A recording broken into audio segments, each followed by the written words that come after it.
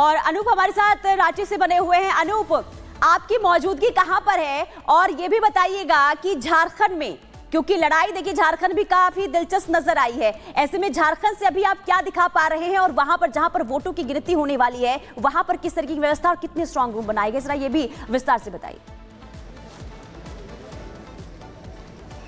देखिए, मैं इसमें काउंटिंग सेंटर के पास मौजूद हूँ और मेरी मौजूदगी है। देखिए, मेरे पीछे तैयारियां चल रही हैं क्योंकि 8 बजे का वक्त बताया जा रहा है जब मतगणना शुरू होगी, लेकिन उससे पहले जो प्रॉपर तरीके से तैयारी चल रही है और कहा यह जा रहा है कि सबसे पहले पोस्टल बैलेट जो है उनकी गिनती होगी। 1,08,000 पोस्टल बैलेट जिनसे वोट पड़े हैं उनकी गिनती होगी और निर्णायक वो भी होंगे कहा जा रहा है। लेकिन झारखंड की सियासत में कौन सत्ता पर काबिज होगा ये कहना थोड़ा दिलचस्प होगा और थोड़ा इंतजार करना होगा इसके लिए, क्योंकि तमाम जो दल है वो दावे कर रहे हैं, जीत के दावे कर रहे हैं, चाहे एनडीए हो चाहे महागठबंधन। लेकिन इस बीच जयराम महतो की मौजूदगी के बाद कहा यह जा रहा है कि हो सकता है वो एक बड़ा फैक्टर बनकर सामने आए। लेकिन 9:15 बजे के आसपास से रुझान आने शुरू हो जाएंगे और दोपहर 3 बजे तक तस्वीर पूरी तरह से साफ हो जाएगी कि आखिर झारखंड की सत्ता पर कौन काबिज हो रहा है और किसे मुश्किलों का सामना करना पड़ रहा है। लेकिन तैयारियां पूरी है। मैं तस्वीरें आपको दिखा रहा हूं, एक बार तस्वीरें आपको दिखा रहा हूं। आप देखिए तस्वीरें, ये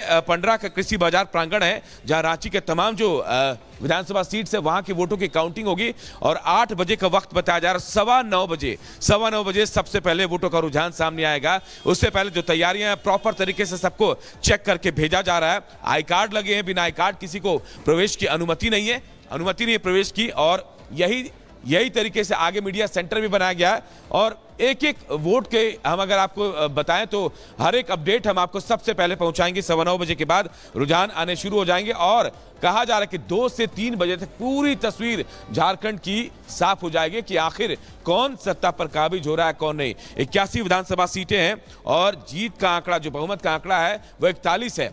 और ये आप समझिए झारखंड के लिए विडंबना है कि पिछले 24 साल में किसी भी एक दल को कहीं भी पूर्ण बहुमत नहीं मिला है। ये रिवायत बदलेगी, कवायद बदलेगी या फिर बहुमत मिलेगा, ये तमाम तस्वीरों को जो साफ होंगी वो दोपहर 2 से 3 बजे के बीच बताई जा रही है। लेकिन फिलहाल जो है तैयारियां चल रही हैं, हम आपको लगातार तैयारी दिखा। देखिए लंबी कतारें हैं, वो कर्मचारी जो मतगणना में लगे हुए हैं, जिनको लगाया गया टेबल पर और कहा यह जा रहा है कि सबसे पहले तोरपा या फिर जो सराय का रिजल्ट आ सकता है। तस्वीरें झारखंड के चुनावों की क्या कुछ रहेंगी, एग्जैक्ट नतीजे क्या कुछ होंगे, इंतजार बस अब कुछ घंटों का ही बचा है। सीधा कोमल के पास चलेंगे जो विल्सन कॉलेज से इस वक्त हमारे साथ जुड़ी हुई हैं। कोमल, महाराष्ट्र के अंदर तमाम बयानों के बीच कहीं ना कहीं से एक स्थितियां ये थी कि पहला बयान आता था, उसके ठीक कुछ ही घंटे बाद दूसरे दल का बयान जो है वो काउंटर के रूप में आता था। जबरदस्त लड़ाई, नेक टू नेक ये फाइट। लेकिन अब कुल मिलाकर स्थितियां महाराष्ट्र के अंदर राजनीतिक क्या बन रही हैं, काउंटिंग को लेकर अब व्यवस्थाएं क्या है, विस्तार से दर्शकों को बताइए कोमल। है वो अब समाप्त होने वाली है। और बात अगर हम महाराष्ट्र के चुनाव की करते हैं तो यहाँ पे जो लड़ाई है वो सिर्फ 2 पार्टियों के बीच में नहीं है बल्कि 2 महागठबंधन के बीच में है और ऐसे महागठबंधन जिनकी चर्चा जो है पूरे देश की राजनीति में होती है। लेकिन इस बीच देखिए आपको कोलाबा की तस्वीरें दिखा रहे हैं जहाँ पे आपको सुरक्षा व्यवस्था पूरी तरह से टाइट कर दी गई है क्योंकि कुछ ही देर में यहाँ पे जो है काउंटिंग शुरू होने वाली है। ऐसे में देखिए उन्हीं गाड़ियों को अंदर जाने दिया जा रहा है जिनके पास जो है इलेक्शन कमीशन की तरफ से पासेस बनाए गए हैं। साफ तौर पर सुरक्षा व्यवस्था जो है पोलिंग काउंटिंग सेंटर्स के बाहर वहां पे चाक चौबंद कर दी गई है। आपको सुरक्षा व्यवस्था, भारी संख्या में पुलिस बल तैनात नजर आ रहे होंगे। इसके साथ ही साथ बात करें तो देखिए करीब 4136 उम्मीदवारों के भाग्य का फैसला आज होने वाला है। महाराष्ट्र चुनाव की बात करें तो काफी ज्यादा इस बार सुर्खियों में महाराष्ट्र का चुनाव रहा है। पहली बार वैभव ऐसा हो रहा है जब शिवसेना के 2 धड़े जो है वो आमने सामने हैं और चुनौती काफी ज्यादा जो कांटे की टक्कर जो है महायुति की बीच की बात करें, महागाड़ी के बीच की बात करें तो कांटे की टक्कर देखने को मिल रही है। लेकिन इसी बीच देखिए सुरक्षा व्यवस्था पूरी तरह से टाइट कर दी गई है। जितने भी जो उम्मीदवार के जो पोलिंग एजेंट होंगे सिर्फ उन्हें अंदर जाने की अनुमति दी जाएगी। साथ ही साथ उन गाड़ियों को अंदर जाने दिया जाएगा जिनके पासेस बनाए गए हैं।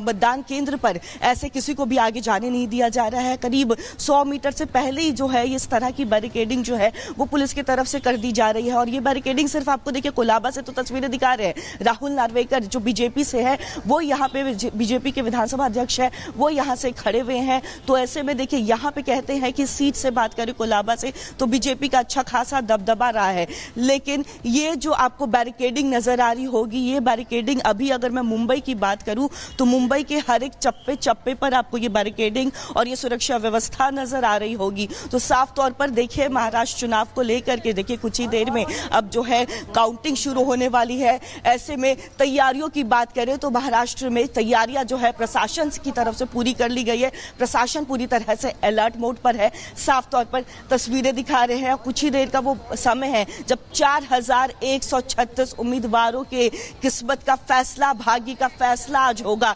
चुनाव की बात करें तो देखिए काफी बयानबाजी यहाँ पे करते हुए नजर आए थे। अगर हम बीजेपी के नेताओं की बात करें तो देखिए बीजेपी ने अपने स्टार प्रचारकों को यहाँ पे जो है खड़ा किया था। स्टार प्रचारक की तरफ से यहाँ पे लगातार देखिए रोड शो किया जा रहा था, जनसभाओं को संबोधित किया जा रहा था। लेकिन बिल्कुल कोमल, देखिए महाराष्ट्र की अगर हम बात करें तो यहाँ पर लड़ाई जो है वो जबरदस्त तरीके से इसलिए देखने को मिली क्योंकि यहाँ पर असली और नकली की भी लड़ाई निकलकर सामने आई है। क्योंकि 2019 के बाद जो ये चुनाव हुए हैं वो सबसे ज्यादा अलग है। इसलिए अलग है क्योंकि दो सबसे पुरानी पार्टी जो दो फाड़ होती हुई नजर आई और इसके बाद से ही हर एक दल ने ये पूरी वो ताकत लगाने की कोशिश की कि आखिर असली कौन है, नकली कौन है। और यही मुद्दे को लेकर जनता के बीच भी पार्टियां पहुंची है, खास करके अगर हम एनसीपी की बात कर ले या फिर शिवसेना की बात कर ले। ऐसे में जनता आज किसे असली मानती है, किसे नकली मानती है, इस पर भी तस्वीर साफ हो जाएगी। और इंतजार इसी बात का करना होगा कि जिन पार्टियों ने, यानी कि जो भी पार्टी जनता के बीच में जो मुद्दे लेकर पहुंची है, और देखना यह भी होगा कि आखिर किस मुद्दे पर जनता ने भरोसा जताया है। और कई मायनों में महाराष्ट्र का चुनाव अहम हो जाता है, खास हो जाता है। और इसलिए महाराष्ट्र के चुनाव को लेकर, नतीजों को लेकर सबकी निगाहें टिकी हुई है कि आखिर इस बार महाराष्ट्र में क्या महायुति ही सत्ता में काबिज होती है या फिर तस्वीर कुछ और निकलकर सामने आती है। बिल्कुल, सीधा लोमस का हम रुख करना चाहेंगे। लोमस, अगर पिछले 5 साल के कार्यकाल की बात करें तो महाराष्ट्र में सियासी उठापटक जो मची वो ऐतिहासिक रही। एक ऐसा दल जो महाराष्ट्र के, ये कहा जाए कि आत्मा में कहीं ना कहीं से बसता था, वो दल दो फाड़ होता है, दो सिंबल बटते हैं। और अब ये चुनाव, क्या ये चुनाव वाकई कोई नया इतिहास लिखने वाला है?